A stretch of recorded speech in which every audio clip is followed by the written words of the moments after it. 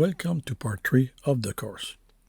In a typical church sanctuary, lighting comes only from the ceiling, from the top down.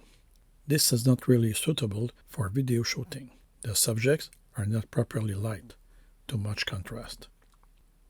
Without turning the sanctuary into a TV studio, at least a more suitable lighting technique would be to use spotlight illuminating the subject at different angles, based on the key, fill, back, and top lighting principle mentioned in the Micro TV Studio lecture. The light intensity and camera sensibility have to be adjusted to render the best dynamic range without saturation. What is white? This is defined by color temperature expressed in Kelvin. The range of white will appear to humans as being from kind of yellowish in the 2000 range or less to bluish in the 5000 range or more. Architectural lights color rendering quality is defined as a CRI value. Aim at value from 85 minimum to 99. Each camera has instruction to adjust its white balance for proper shooting. Our example here is the Sony AX700 camcorder. The goal is to present white as white, not leaning towards a picture having yellow or a blue bias. This can be done using specific reference cards. The example here is a Velo set of cards. Don't use regular so-called white paper. It's not really neutral white. The church needs to assess its project requirements. What the church wants to do exactly. How the church wants to present. It can be providing good technical quality, informing before the service on what's coming up, identifying the church, name, location, etc., identifying the pastor, who is speaking, presenting biblical passages, readable at home, presenting the hymn, also readable at home, even presenting video clips. What do we mean by readable? Understand that readable on a big screen in the sanctuary is quite different from readable on the computer display at home, not even full screen. This has to be taken into consideration.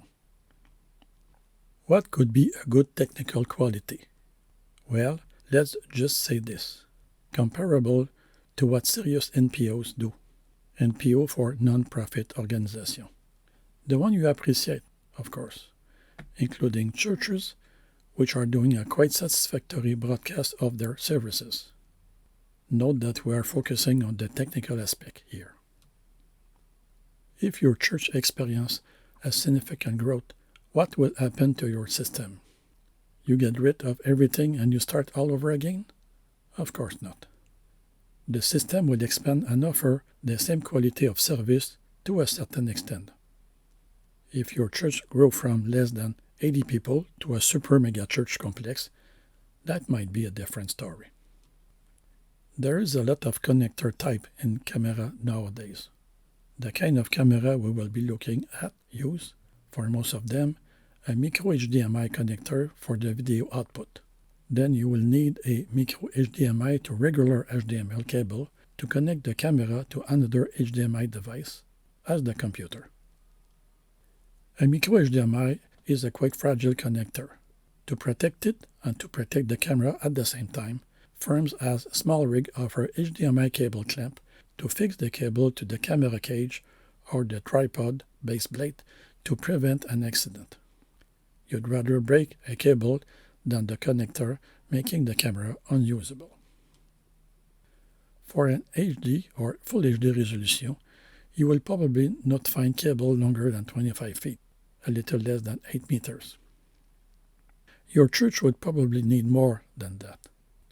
A solution, point-to-point HDMI to IP media converter, as this Ocean Matrix example. It can transport your signal up to 100 meters, 325 feet, using computer network cable. Too many times, we see cable taped on the floor in walking area of churches. This is a bad practice. It's really not a way to fix cable on the floor. Enabling people to walk over this cable is even a worse practice. Firms like D-Line offer cable protection solutions made according to the building code, especially for public places. Note that it is not only good cable management, but it is the way to go for the safety of people too. Required scenes. What will be presented live online to viewers on the internet and on premises in the sanctuary. This has to be planned and configured in advance. Option 1. The streaming system will send 2 feeds. First feed, the projector in the sanctuary will present what it is used to as announcement, prior to the service, hymns, sermon, biblical references, etc. We could call it the regular feed. Second feed, the program, the live broadcast of the service, what the church is streaming on the internet. Option 2, the streaming system will distribute only one feed.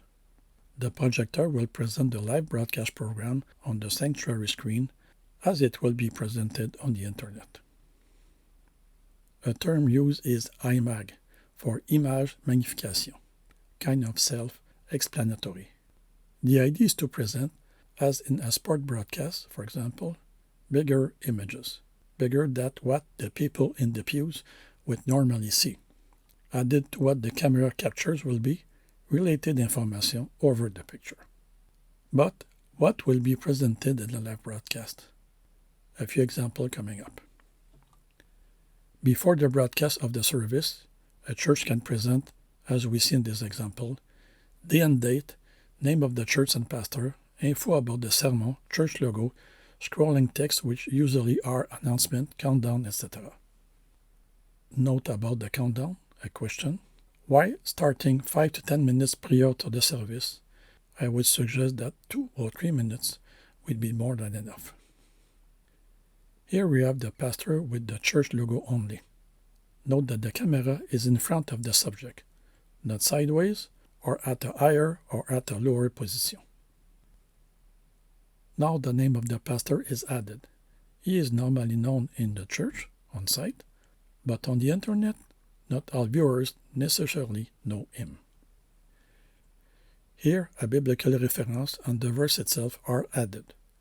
It is important to present those passages because not all people at home follow the sermon with a Bible in their hands.